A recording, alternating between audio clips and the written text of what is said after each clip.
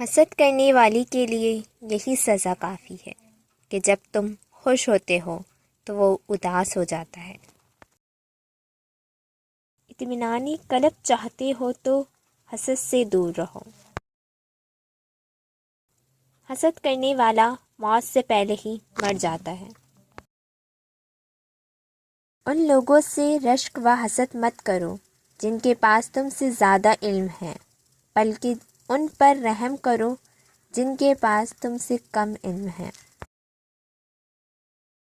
حسد ایک ایسی بری چیز ہے جو ایمان کو کھوکھلا اور اللہ کی رحمت سے محروم کر دیتی ہے۔